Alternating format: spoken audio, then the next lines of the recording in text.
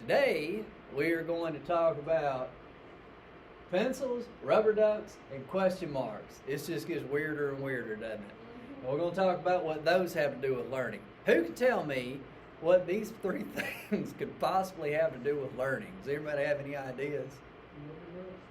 That rubber duck. You can see the pencil because a lot of. You can see the pencil and Yeah. the question mark. But the rubber ducks is what's throwing you, right? Okay. Well, we'll get around to that in just a little bit. They all three have to do. Do what? I don't want to know. They all three have to do with thinking. And learning requires thinking. I don't think this is an earth-shattering statement for anybody, right? We know that learning requires thinking, using the noodle, right? And so, in order to learn well, we need to understand thinking. We need to understand how thinking works, and we need to understand the best ways for thinking. So, fortunately for you, today I have 3 suggestions, the 3 best ways to think that I can come up with. All right? So, here is the 3 ways to think. The first is on paper. On paper. You ever tried to work through a complex problem in your head and do it in your head and all that? It's hard to do, isn't it? And it's a lot easier if you farm off some, because that's a complex cognitive task. Your brain is having to do a lot. You're having to think about what I'm trying to do, what problem I'm trying to solve, and also what I'm going to do about it. So your brain is doing double duty. And it's a lot easier if you farm off some of that work to a sheet of paper, so that you can see in front of you what your thoughts are. I'm not talking about writing an essay or writing something really complicated. I'm talking about just writing down some very loose notes. That helps a lot. Something that helps me an awful lot is to map it out. Y'all may have seen mind maps or concept maps. They're called different things. I like to doodle, so I like this a lot. What you do is, instead of writing what you're thinking about at the top and then just making a list, because we don't think linearly, do we? Just this, then this, then this, then this. Maybe y'all do. I don't. And not initially anyway. I organize it later. But when we're thinking about something, we have an idea what we're thinking about, and then it's just sort of all over the place, right? And that's what this represents. What you do, instead of putting it at the top, you put it here in the middle. If I'm thinking about how thinking on paper helps, then you can draw. I use clouds. You can do different shapes. I do clouds because, in comic strips, when somebody's thinking something, it's like a little cloud, instead of the balloon. So I put different clouds. You can attach it to this, and so you can sort of back up when you're done and see how it all fits together. That works better for me than like a list.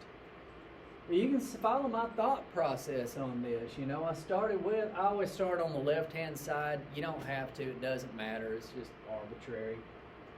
I started out by thinking, how does thinking on paper? I got frustrated because I couldn't think of anything. So I said, well, it doesn't.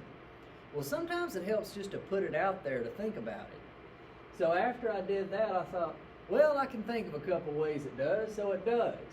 It's easier on the brain, like I said just a minute ago, because your brain is not having to juggle. You're not having to think about the problem and also the solution. You put the problem or what you're thinking about in front of you, then you don't have to remember that, and you can use all of your brain power on figuring out what to do about it. Does that make sense to everybody? Put it out there so you can see what you're doing. And also, you can doodle when you do that. You see I do little doodles here. That helps. Pictures help. We are visual creatures. Who in here owns a dog? Does anybody own a dog? Is sight a dog's main sense? What's a dog's main sense? Sir? Smell. Yeah, they can smell a steak cooking from the next state, right? But for us, it's visual. It's vision. Over half of your brain's cortex, the thinking part of your brain, over half of that is devoted to eyesight. So there is research that shows that drawing something helps you remember it better than writing a note about it. Okay, so if you like to doodle, does anybody in here like to doodle? Did y'all doodle in school or do anything? I drew these elaborate comic strips in class when I was in college. It helped me somehow. But this helps you. You can think better if you can see your thoughts in front of you. Okay, so that's the first way, thinking on paper. The second way is thinking out loud, and this is where the rubber duck comes in.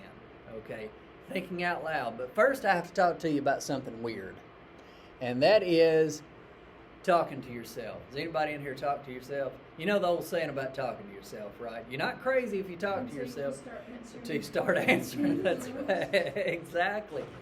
And so my wife and I do this all the time. I'll be in the back of the house doing something like looking for my phone. I'm forever looking for my phone. And I'll be walking, okay, I had it here. Where is it? She'll hear me talking to myself, and she'll say, "Are you talking to me?" And I'll say, "No, I'm talking to myself." And she'll say, "Did y'all get it figured out?" And I'll say, "Leave us alone. We'll get it, okay?" But to say that we're talking to ourselves, that is a major misnomer, okay? It's the wrong name for that process, because we do this all the time, right? We say, okay, I'm talking to myself, or I'm thinking for myself, or I'm proud of myself, or I'm helping myself, or I'm mad at myself. We say these things as if there are two of us, right?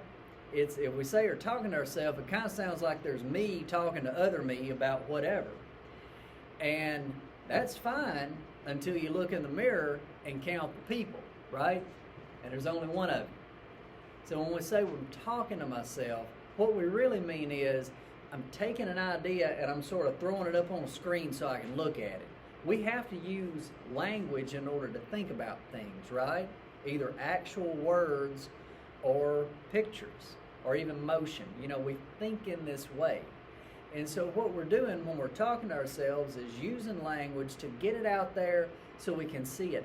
Very similar principle to putting it on paper, okay? And so that's a better way to think about it, is thinking out loud. And this is where the rubber duck comes in. Has anybody ever heard of rubber ducking? You know how to rubber duck? Have y'all heard me tell this story before about the rubber duck? I guess not, if y'all weren't sure about what the rubber duck means. So let me tell you, there is a story from the world of computer science. And the story goes like this, that there was a company that was trying to develop a software program, and their engineers wrote the code for it. And anybody do any coding in high school? Okay, me neither. They didn't have computers back in those days. But it's just line after line after line of characters, and if one character is off, the whole thing doesn't work. It's kind of like Christmas lights. One light goes out, the whole thing doesn't work. So this company wrote this software program with this really complicated code, and when they tried it, it didn't work. So they brought in a consultant to come in and fix the problem for them. And the guy walks in, he's got his briefcase, he sits down at a computer, he pulls up the code on the computer, so he's going to have to look for a needle in a haystack, just read through all of it. He pulls out of his briefcase a rubber duck, he sets the rubber duck down next to the computer monitor, and he starts reading the code out loud, line by line, to the duck. And he finally finds the answer. Now, here's my question to you. Why is it that reading it out loud to the duck helped him to find the answer? And before somebody says it, the duck didn't tell him, okay? So why do you think it helped for him to say it out loud to the duck? So he could hear it out loud. We know the duck wasn't listening, right, okay? It was him saying it out loud, talking to himself, thinking out loud. This works for a couple of reasons. Number one, you're hearing it, like you say, in addition to seeing it. So it's kind of hitting your brain from two different angles.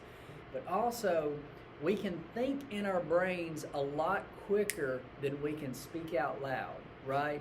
Because we really don't think. When you're thinking like in your head, we don't think in complete sentences, do we? If I'm sitting down somewhere and I want something to drink, I don't think, I am thirsty. Now I'm going to stand up and I'm going to turn 35 degrees to the left and lift my left leg, and it'd take all day to get to the refrigerator, right? We don't do all that. We just sort of feel thirsty, and then if we think anything at all, it's some rough version of water good and go in and get some water, whatever it is. Caveman mentality, okay? We think in shorthand, but when we think out loud, then we have to examine it more closely, and it's slower, all right? And this is something, this works in studying too, and it's something called elaboration. And elaboration is very, very useful. It's the complete opposite of the way most of us study. When y'all were in school, how did you study for tests? Did you just kind of read over your notes over and over again? If we bothered to study at all, we just read. I did too. We just read our notes over and over again, right? That's the best thing we knew how to do. Turns out it's the worst way to study because it's surface level, okay? What works much better is if you're reading notes or listening to a podcast or watching a video, trying to figure out how to fix a washing machine by watching the video on YouTube or whatever. You don't read over your notes over and over again. You read a section or a chunk of, a topic in a textbook or a section of your notes, listen to a concept being covered on a video or whatever, and then you stop. You either pause the video or the podcast, or you put the book down or look away from the screen, and you explain to yourself out loud what you just read, that chunk that you just read. Now, you don't want to do this at the library. You want to be, alone when you do this. If you can't be alone, then at least imagine yourself saying it out loud in your head, okay? And you just answer for yourself a couple of questions. Number one, what did I just read or listen to or watch? Just summarize it, in a nutshell. And then, what do I know already that has anything to do with what I just read? The best learning, ladies and gentlemen, is personal. Make it personal to you. Think about what you know already, because that's a hook that you can attach the new information to, and that's how you hang on to it. There are studies that show that doing this, elaboration such as I'm talking about, can help you learn 3 times as much as you normally could. So that's a very effective way to study, is elaboration. The rubber duck method. And then finally, the question mark, think in questions. Think in questions.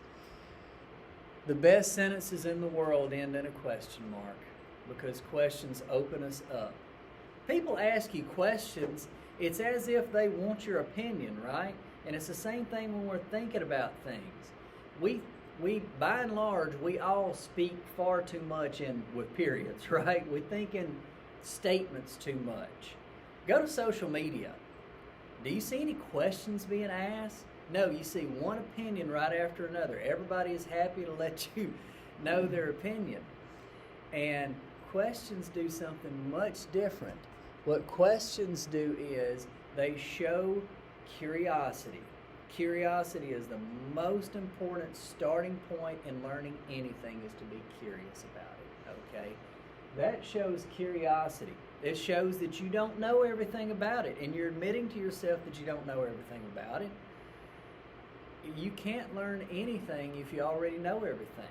Do y'all know anybody that already knows everything? Do y'all know people like this who kind of know everything?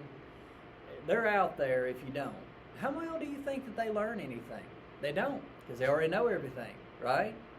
But when you ask questions, that signals something completely different. It signals to you in your own brain the most important 3-word phrase in learning. And that 3-word phrase is the phrase, I don't know. You're admitting that you don't know, okay?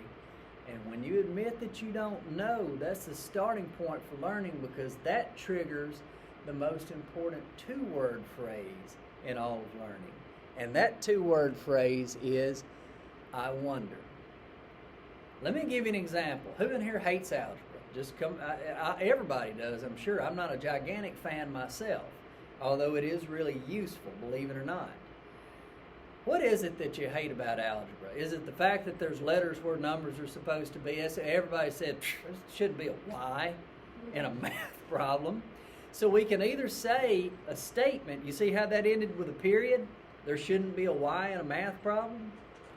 Or we could say, I wonder what that Y stands for. Obviously, it's got to signify something, right? Or it wouldn't be in this math problem. What does it stand for? And when you do that, that opens you up and you can actually learn what it is. It's a variable. I'm not going to get into what a variable is right now, but that's how you do it. Think in questions as much as you possibly can, not just in learning, but in life in general. So when I started out, I said that learning requires thinking, right? But it is also true, everybody, that learning improves thinking. You are not in our class just to pass some tests and move on to the next thing. The purpose of education is to help you to get better and better and better at thinking and navigating the world. And this comes through the learning that you're doing in here. The thinking that you do and thinking better is going to help you learn better. And the more you learn, the better you'll be able to think. And that's always going to happen.